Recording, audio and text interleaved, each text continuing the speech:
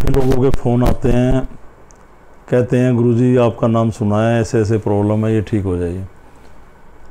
तो ऐसी घटनाएं आज कई घटी और पहले भी घटती रहती हैं।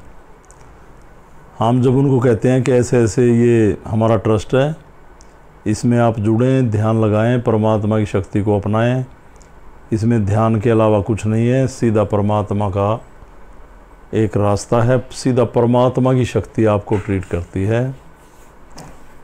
तो कई लोग पूछते हैं महाराज जी कौन सी शक्ति? भाई कौन सी शक्ति? क्या सनातन की शक्ति, गोरख की शक्ति, शिव की शक्ति, पूरे ब्रह्मांड की शक्ति, पूरी प्रकृति की शक्ति। तो कई लोग कहते हैं गुरुजी हम इस ट्रस्ट में तो मेंबर नहीं बन सकते।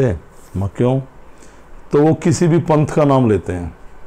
जैसे बहुत सारे पंथ चले हुए हैं, गुरुजी हम उस पंथ में जुड़े हुए हैं, वहाँ मैं क्या बताऊँ क्या क्या नाम लेते हैं वो, कि हम उस पंथ को नहीं छोड़ सकते। मैं कहता हूँ ये शिव तो सनातन है, भाई गोरख सनातन है, मैं उस पंथ में क्या करें? नहीं, गुरुजी तो कहते हैं कि ये आडंबर हैं, जोत आडंबर है, ऐसा कुछ नहीं है, परमात्मा निराकार है, साकार नहीं है ये। तो फिर शिव क्या है? जब एक आदमी के शरीर में जब पैदा होता है उसमें आत्मा है और वो बड़ा हुआ, मैं एक प्रैक्टिकल सा बता रहा हूँ, जब काफ़ी लोगों के साथ घटना घटी, और मरने के बाद जैसे आत्मा ने शरीर को छोड़ा और मरने के बाद वो आत्मा काफ़ी लोगों के शरीर में भी आ रही है। काफ़ी लोगों को ऐसे मरने के बाद खड़े दिखाई देते हैं, कईयों को जागते हुए भी दिखाई देते हैं, कईयों को नींद में दिखाई देते हैं। जब एक आत्मा साकार है तो परमात्मा निराकार कैसे है? आपके कर्म निराकार हो सकते हैं, परमात्मा निराकार नहीं हो सकता।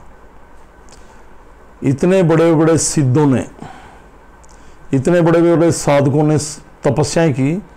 शिव पुराण पढ़ो, विष्णु पुराण पढ़ो, गोरख जी का पुराण पढ़ो, और काफ़ी हमारे ऐसी ऐसी परमात्मा स्वरूप शक्तियाँ जिन्होंने तप किए, साधनाएं की, दैत्यों का संहार किया और परमात्मा स्वरूप, परमात्मा का नाम पाया, यानी कि पूर्ण आत्मा। एक खाली आत्मा नहीं, पूरा बॉडी स्ट्रक्चर उस आत्मा से बना हुआ जो वायु के वेग से जीते हैं, चाहे अदृश्य हो जाएं, चाहे दार्शनिक हो जाएं। अब उनकी कृपा किसी के लिए साकार, किसी के लिए निराकार। हाँ, तो मैं ये कह रहा हूँ हमारे लोग इच्छाओं में डूब के सनातन से भागते रहे, दुनिया भर के पंथ बने, उनके गुरुओं ने धर्म में कन्वर्ट कर लिया, जैसे काफ़ी धर्म हैं। और अब भी आज मैं कह रहा हूँ इतने सारे लोग अनेक पंथों में बटे हुए हैं, उन्हें किन्हीं किन्हीं चीज़ों से नाम दिया जाता है। मैं कहता हूँ अगर उन लोगों की गिनती, और वो अपने गुरु के आदेश पे चलते हैं, जो उनका गुरु कह दे वही सर्वोपरि, तो वो लोग अगर हम छटनी कर दें तो प्योरली जिन्हें हम हिंदू कह रहे, सनातनी कह रहे, कितने बचेंगे? वो तो उस पंथ के नाम से रिलेटेड हैं, उस पंथ के नाम से अपने आगे लिखते हैं कि हम तो ये हैं, पंथ के नाम से ही बोलते हैं, राम राम नहीं, ओम शिव नहीं, जय श्री कृष्ण नहीं, ये नहीं, उन पंथ के नाम से बोलते हैं। तो हो क्या रहा है? ये पंथ हमें सनातन से दूर कर रहे, उस परमात्मा से दूर करे जिन्हें हम पूर्वज, हमारे पूर्वज मानते हैं। कहते हैं जोत बंद कर दो, ये कर दो। हाँ, ये मानता हूँ, ये कुछ भी हो, पर हमारे पूर्वजों की दी हुई, उन हमारे पूर्वजों ने जो हमें दी, एक ऐसी विद्या, एक ऐसे संस्कार, एक ऐसा परमात्मा को नाम लेने का रास्ता, जिससे हमारे जोत लगाने से, दरबार लगाने से हमारी भावना बढ़ती, हमारी आस्था बढ़ती, हम कैसे छोड़ दें? अरे मैं तो ये देख रहा हूँ, देश में कह रहे हैं मुसलमानों से नफरत कर रहे हैं हिंदू, मान लिया, पर मैं कह रहा हूँ किसी से नफरत नहीं, वो भी इंसान, हम भी इंसान। बात गलत की है, जो गलत है उससे अवॉइड करो।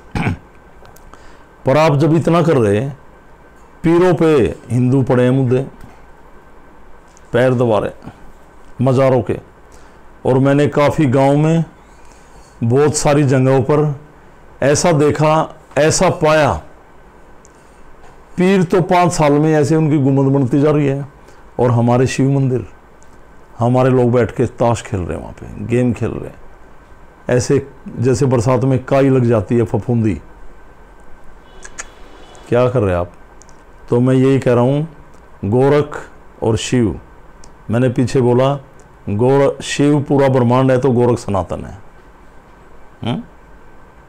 शिव एक स्ट्रक्चर है तो गोरख उसकी आत्मा है। ये पूरा ब्रह्मांड है, उसमें ये प्रकृति है। पूरा ब्रह्मांड एक स्वरूप, प्रकृति उसकी आत्मा। गोरख एक मुक्ति और मोक्ष का रास्ता। जब आप इसके ध्यान में आएंगे तो सब कुछ पाएंगे। इतने बड़े बड़े पंचलोक हैं, हर शहर में कोई ना कोई उनका मेन हेड बना देते हैं, वो 1000-2000 आदमियों को कमांड कर रहा है, सभी गुरु के आदेश पे उस आदमी को इज्जत दे रहे हैं। हमारे जहाँ हम इतनी बड़ी शक्तियाँ लेके बात करते हैं, हमारे 100-50 लोग भी एक को सही मान के नहीं चलते, ऐसे गुटबाजी बना लेते हैं। कहाँ भगवान भला करेगा, कहाँ आप सिद्धियों के मान रहे हैं, कहाँ किस रास्ते पे जा रहे हैं। तो जहाँ पर भी परमात्मा के सेंटर बने हुए, परमात्मा के केंद्र बने हुए, परमात्मा के मंदिर बने हुए, कोई भी गुरु एक सही परमात्मा का रास्ता दिखा रहे हो, कोई भी गुरु सच्चाई का रास्ता, सबको पता है, जहाँ इच्छाएं ना हो, परमात्मा के स्थान को आगे बढ़ाने का रास्ता, उसकी कृपा को आगे बढ़ाने का रास्ता, सिद्धियों का रास्ता, काम धंधा चलाने जैसी बात ना हो, एक मुक्ति और मोक्ष का रास्ता। तो मैं कह रहा हूँ सभी लोग वहाँ पे एकजुट होके चलें और सभी को समझाएं। धर्म बट रहा है भाई, कोई कहीं पंथ में भाग गया, कोई धर्म कन्वर्ट कर गया, कोई कहीं चला गया। तो गोरख की शरण में आए और सनातन को बचाएं। बर्बादी हो रही है, तभी तो बार बार प्रलय आती है, इतने लोग मर गए, इतने मर गए। परमात्मा से दूर जाते रहे लोग, इस दिमाग की चालाकी ने पागल कर दिया, इच्छाओं में डूब गए, पता नहीं क्या चाहते हैं लोग। तो परमात्मा को माने, जय श्री राम बोलें, जय श्री कृष्ण बोलें, अलख निरंजन बोलें, ये तो बहुत बड़ी बात है। अलख की उत्पत्ति से पहले तो कोई नहीं, ओम और अलख, ये तो किसी भी संत से पूछ लेना, अलख निरंजन से बड़ा कुछ नहीं। और ओम तो इनकी एक दिव्य शक्ति, एक दिव्य आत्मा। एक हमारे शरीर में जब आत्मा पुकारती है शक्तियों को, तो ओम की गूंज हमारी नाभि से चलकर आत्मा से टकराते हुए हमारे दिमाग को टकराती है। ओम, हम जब शक्ति में श्वास नीचे से ऊपर खींचते हैं, एक ओम की ध्वनि उठती। ये परमात्मा से मिलान कराने की एक ऐसी गूंज जो पूरे ब्रह्मांड में बैठी हुई शक्तियों को जागृत करती है। तो मैंने सिद्धि में बहुत कुछ करने की कोशिश की, काफ़ी लोगों को समझाने की कोशिश की। समझो तो अच्छा, ना समझो तो भी परमात्मा की कृपा रहे और सभी एकजुट होकर चलें। जिसके दिल में मैल आ गया, मैल क्या फैल हो गया। मैं तो एक अपना छोटा सा ट्रस्ट है, थोड़े बहुत लोग हैं, लोग तो मैंने लाखों शक्तिपात किए हैं, पर सच्चाई के रास्ते पे तो चलते चलते हैं ना, बच्चे माँ बाप को छोड़ के भाग जाते हैं। ये खास बात है। माँ बाप उंगली पकड़कर चलाना सिखाते हैं, उसको चलाते, पढ़ाते, उसको रोजगार पे स्टैंड करते, उसकी शादी करते, और जब वो सक्षम हो गया ना, वो माँ बाप की नहीं सुनते। ये तो भाई एक परंपरा बन गई है, पर इस परंपरा को तोड़ो। उस माँ बाप ने उंगली पकड़ के चलना सिखाया, आपको विद्या दी, इसके काबिल किया कि आप कुछ कर सको, और आप उसको अवॉइड ना करें, माँ बाप की सेवा करें। इसी प्रकार शक्तियों में आपके सीनियर जो आपको अच्छा रास्ता बता रहे, अरे क्या वास्तु, कोई दीवारों के कलर बदलवा रहा है, कोई कुछ करवा रहा, नग बेच रहा, किसी बहम में ना पड़े, सीधा परमात्मा से मिलें, गोरख की शरण में आए। फिर कह रहा हूँ सनातन को बचाएं। सनातन एक खोज, सनातन ही हमारा धर्म, सनातन ही हमारी आन शान और बान। सनातन के लिए जिए और सनातन के लिए मरें। ध्यान रखना, शिव ही सनातन है और गोरख ही शिव है, ठीक है ना। तो शिव ब्रह्मांड है तो गोरख सनातन है।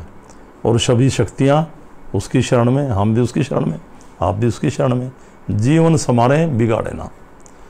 तो इतना ही है कि दाएं बाएं किसी पंथ में जहाँ पे परमात्मा का निरादर हो, हमारे बड़े बुजुर्ग लोगों ने जो हमें संस्कार दिए उनसे हट के बात हो रही हो, जहाँ राम नाम की बात ना हो, एक अलग ट्रैक दें आपको, तो बचें।